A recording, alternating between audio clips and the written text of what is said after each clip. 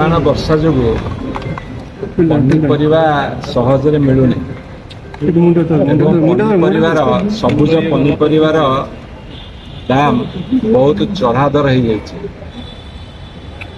ଆଳୁଟା ଆମର ଖାଦ୍ୟରେ ଗୋଟେ ମୁଖ୍ୟ ଅଂଶ ଗ୍ରହଣ କରେ ଏବଂ ଅନ୍ତତଃ ଆଳୁ ଖାଦ୍ୟ ସମସ୍ୟାକୁ ଦୂର କରିବାରେ ଟିକେ ସାହାଯ୍ୟ କରେ।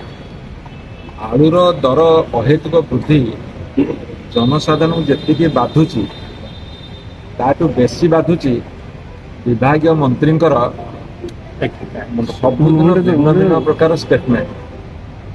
ଆଜି କହୁଛନ୍ତି ୱେଷ୍ଟବେଙ୍ଗଲ ଆଳୁ ଆଣିବୁନି ଉତ୍ତରପ୍ରଦେଶରୁ ଆଣିବୁ, କାଲି କହୁଛନ୍ତି ଉତ୍ତରପ୍ରଦେଶରୁ ଯାଇକି ପଞ୍ଜାବରୁ ଆଣିବୁ। ସିଏ ଆଳୁର ଦରଦାମ ବଢ଼ିବା ଯନ୍ତ୍ରଣା ଯେତିକି ଅଧିକା ତାଠୁ କାହିଁ କେତେ ଗୁଣ ଅଧିକା ହେଉଛି ମନ୍ତ୍ରୀଙ୍କର ବିଭିନ୍ନ ପ୍ରକାର ଷ୍ଟେଟମେଣ୍ଟ ବା ମନ୍ତବ୍ୟ ଏବଂ ଭିନ୍ନ ଭିନ୍ନ ମନ୍ତବ୍ୟ। ସେଟା ଜନସାଧାରଣଙ୍କୁ ପୁରା ଏକଦମ ଗୋଟେ କନଫ୍ୟୁଜନରେ ପକେଇଛି, ଦ୍ୱନ୍ଦ୍ୱ ଭିତରେ ପକେଇଛି। ତେଣୁ ଏତେ ଷ୍ଟେଟମେଣ୍ଟ ନ ଦେଇକି ଆଳୁଟା କେମିତି ଜନସାଧାରଣ ଠିକରେ ପାଇବେ ଉଚିତ ଦରରେ, ସେଇଥିପାଇଁ ମନୋନିବେଶ କଲେ ଭଲ ହେବ। ସେ ଚେଷ୍ଟା କରୁଛନ୍ତି ତାଙ୍କର ଦୁର୍ବଳତାକୁ ଘୋଡ଼େଇବାକୁ ଏବଂ ସେଇଥିପାଇଁ ସେ ଭାବୁଛନ୍ତି କିଛି ଗୋଟେ କହିଲେ ଲୋକଙ୍କୁ ଭୁଆଁ ବୁଲେଇ ହେବ। ସେ ସେଇଟାକୁ ଲୁଚେଇବାକୁ ଯାଇକି ସେ ଅନେକ କଥା କହିକି ନିଜକୁ ଏକ୍ସପୋଜ କରୁଛନ୍ତି, ସରକାରକୁ ଏକ୍ସପୋଜ କରୁଛନ୍ତି ଏବଂ ଆଳୁ ଜନିତ ଯନ୍ତ୍ରଣାକୁ ଆହୁରି ବଢାଉଛନ୍ତି। ସେ କହୁଛନ୍ତି ଭାଇ ଫୋନ କଲେ ନାନୀକି ମନା କରିଦେଇ ସେ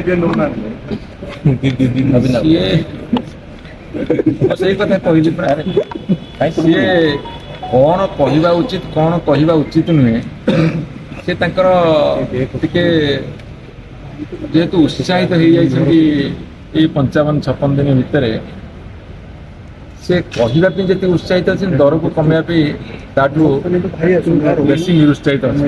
ଆଜ୍ଞା କୁହାଯାଉଛି ଆଉ ତିନି ଜଣ ରାଜ୍ୟସଭା ସାଂସଦ ଅଛନ୍ତି ଯିଏ ବିଜେଡି ଛାଡି ପାରନ୍ତି। ସିଏ କୋଉ ସୂତ୍ରରୁ ଖବର ପାଇଲେ? ସେ କୋଉ ସୂତ୍ରରେ ସବୁ ଖବର ପାଉଛନ୍ତି? ତେଣୁ ରାତିରେ ଯଦି ଜଣେ ଶୋଇକି ସ୍ୱପ୍ନ ଦେଖିବ, ସକାଳୁ ଉଠିକି ମନ୍ତବ୍ୟ ଦେବ ଏବଂ ନିଜର